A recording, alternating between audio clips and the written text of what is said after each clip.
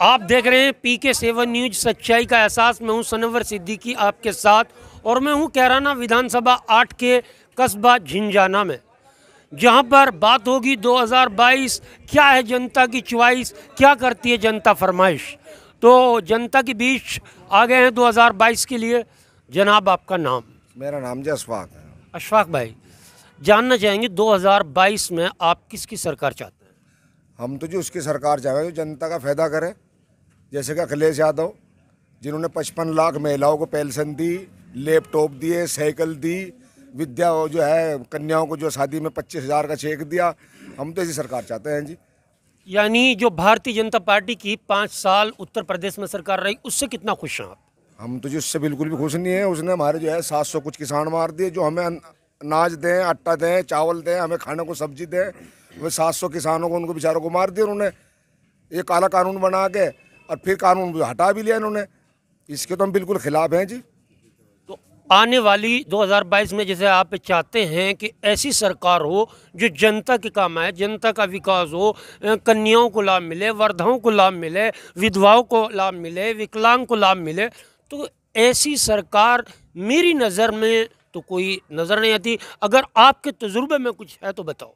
देखिए जी, हम तो तजर्बे की अपनी बात बता रहे। हम तो ऐसी सरकार चाहें जो बिल्कुल बगैर भेदभाव के काम करे।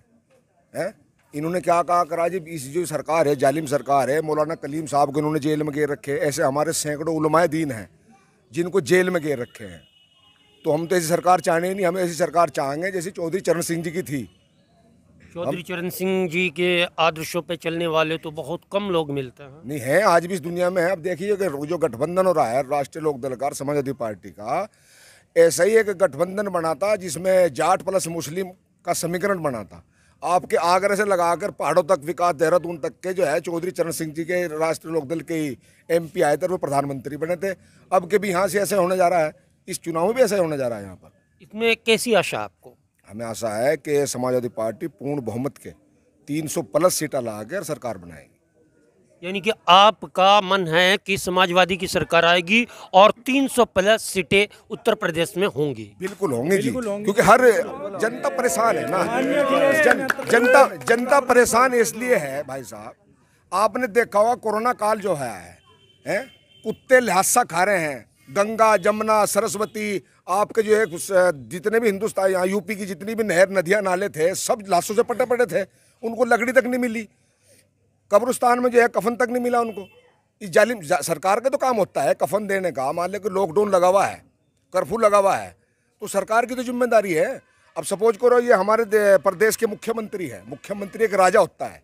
इनकी नीति, राजा की नज़रों में सारी औलाद, सारी प्रजा एक समान होती है। इन्होंने क्या कहा, ठोको नीति है। बेगुनाहों को मारे हैं उठा उठा के यहाँ से। अभी हमारे नाहिद हसन साहब हैं, ये मेलबोर्न के पढ़े हुए हैं, इनकी बहन लंदन में पढ़ती है। ये कोई चोर चक्के हैं, कोई लुटेरे हैं, कोई राजनीति करी इन्होंने। तो इनको बताया गया कि ये जो हैं प्लान के मास्टरमाइंड हैं, और गुंडा एक्ट जो लगाई गई है, गुंडा एक्ट किन पर लगती है आप बताइए? ये सिर्फ बदले की भावना से काम हो रहा। उन्होंने गरीब मुलजमों की जो फर्जी मुठभेड़ करे, उनकी आवाज़ उठाई, सरकार के खिलाफ बोले, तो सरकार ने उन पर मुकदमे लगा दिए। वे ऑस्ट्रेलिया से पढ़े हुए हैं। तो क्या झिंझाना में खासकर अभी मैं सर्वे कर रहा हूँ, तो यहाँ पर शिकायत मिली कि पिछले 7 साल से नाहिद हसन की शक्ल नहीं देखी झिंझाना वासियों ने। कौन कह रहा है? कौन कह रहा देखे यहीं पर अभी? अरे भाई, ऐसा ये बिल्कुल झूठ बात है कि वो अपने क्षेत्र में रहते हैं, दुख सुख में, हिंदू मुसलमान के दुख सुख में रहते हैं। हम किसी पार्टी के उसमें नहीं कह रहे। हम अपने विधायक जो हमारे यहाँ के क्षेत्र के विधायक, उनकी बात कर रहे हैं। मौजूदा विधायक तीसरी दफे जीतने जा रहे हैं। दो दफे यहाँ से जीत चुके हैं, वे तीसरी बार जीतने जा रहे हैं। उनकी माँ, उनके पिता पे वर्ल्ड रिकॉर्ड है, जो हिंदुस्तान पे किसी भी नेता पे आज तक के ऐसा रिकॉर्ड नहीं है, चारों सदन में जाने का। ये उन्हीं के सपुत्र हैं। अगर उन्होंने हमारे गरीबों की आवाज उठाई तो आज वे जेल में हैं। उनको जो है इस सरकार ने 5 साल निधि नहीं दी। आपने देखा होगा यहाँ से किराना तक जो है सड़क नहीं बनी, यहाँ से गंगो तक सड़क नहीं बनी। अब मौजूदा संसद BJP के हैं, वो बनवा के दिखाए ना। वे कहते हैं हमने किराने में प्लान करा है। क्या प्लान करा? वो क्या विकास करा है उन्होंने? प्लान क्या है? अरे किसी का यहाँ धंधा पानी नहीं है, रोजगार नहीं है, तो बेचारा जाके पानीपत में, करनाल में, जयपुर में अपना कारोबार करेगा, तो उसको प्लान कहेंगे? सवाल, भाजपा ने अपना शासनकाल 5 साल का पूरा किया। इसमें जनता उनसे कितनी खुश है और कितनी नाराज़ है, आने वाली 10 तारीख उनकी किस्मत का खुद फैसला कर देगी। लेकिन जानना चाहता हूं कि जो मुख्यमंत्री महोदय खुद मंचों से कह रहे हैं कि आने वाले समय यानी 10 तारीख के बाद 11 तारीख को वे मुजफ्फरनगर और शामली को शिमला बना देंगे और उनको धमकी दी जा रही है। कौन धमकी दे सकता है सीएम को? ऐसा है, सीएम साहब एक जो है पागल आदमी है, वो शैतान आदमी है। उसे पता नहीं है गर्मी सर्दी क्या। अरे हम तो गर्मी में रात को खेत में अपना फावड़ा लेके जाए, सारा रात खेत में रहते हैं हम। गर्मी सर्दी हमारे लिए तो सारे मौसम बराबर हैं। रही बात उसकी, 10 तारीख को माननीय मुख्यमंत्री जी के दस्त लग जाएंगे, चेहरे पेचिस हो जाएगी गर्मी सर्दी से। कैराना की गर्मी सर्दी से पेचिस हो जाएगी उनको, देख लेना। ये पश्चिम उत्तर प्रदेश का जो पहला जो चरण है, इस चरण में ही उनको पेचिस लग जाएगी। और पेचिस सेल से नहीं थमती, जाके थमेगी आपके पूर्वांचल में, अवध में, बुंदेलखंड में। यहीं से तो आवाज शुरू करनी है 10 तारीख को। अब 10 तारीख को देखना भाई साहब, ये पहला चरण है। ये पहला चरण है। पहले चरण में क्या है, इस पहले चरण में दिखा देंगे कि पलायन किसका होता है। यहाँ हमेशा हिंदू मुस्लिम सब आराम से रहता है। पलायन किसका होगा? पलायन मोदी जी का होगा, बीजेपी का होगा। जो योगी जी का, जो इंसान दुश्मन अनासिर है, जो मनुष्यों के दुश्मन है, रोजगार नहीं है। किसी को रोजगार है भाई? तुम पढ़े लिखे, तुम्हें रोजगार मिला? किसी को रोजगार मिला भाई? सिर्फ इतना है, बात सुनो, इतना है कि जो है एक अनाज फ्री है। अनाज उनके बाप का नहीं है, भारत सरकार का अनाज है। समाजवादी पार्टी सरकार आवेगी, उनको 300 यूनिट बिजली फ्री। 300 यूनिट? हाँ जी, एक साल में तकरीबन 25,000 का फायदा होगा जी।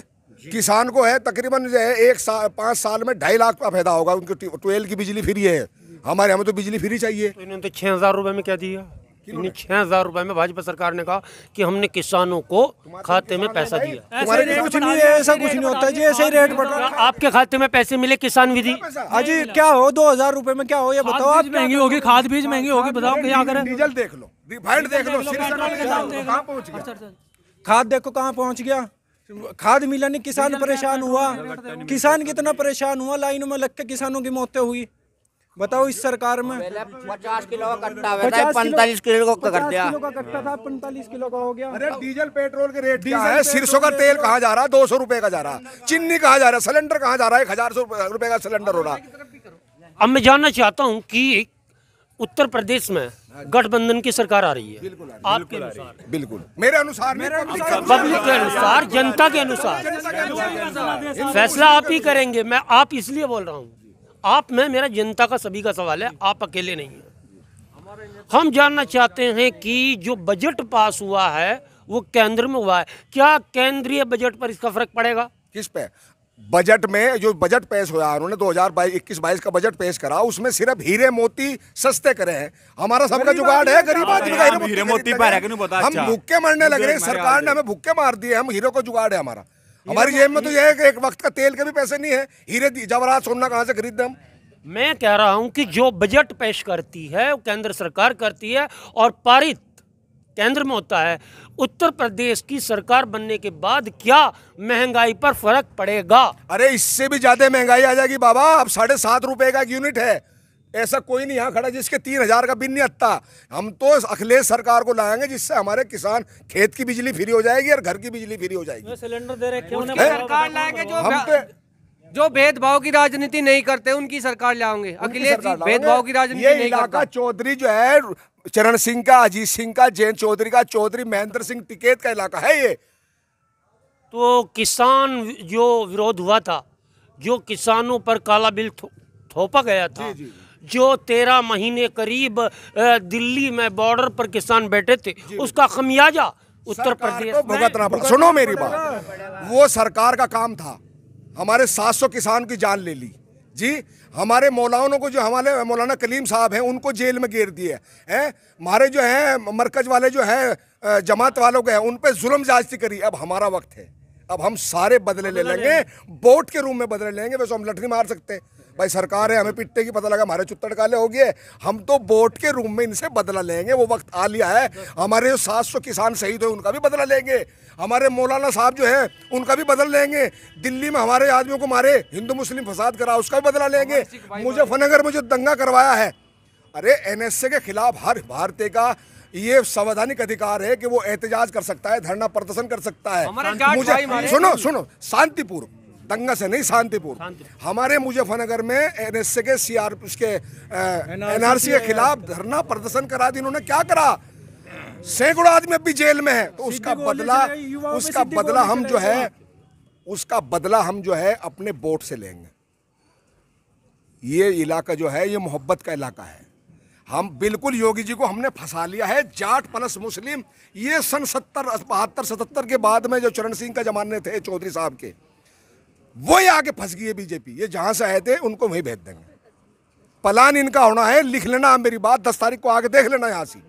तो आप देख रहे हैं, अभी तक बोल रहे थे कि जनता का प्लान हुआ है, गुंडागर्दी से प्लान हुआ है, कहीं कहते हैं धर्म पर प्लान हुआ है, लेकिन झिंझाना क्षेत्र में जहां मैं खड़ा हूं, यहां की जनता कह रही है कि अब भारतीय जनता पार्टी का, मोदी का